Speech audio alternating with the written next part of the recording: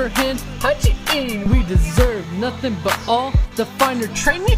Now UTA knows just what to do. Send us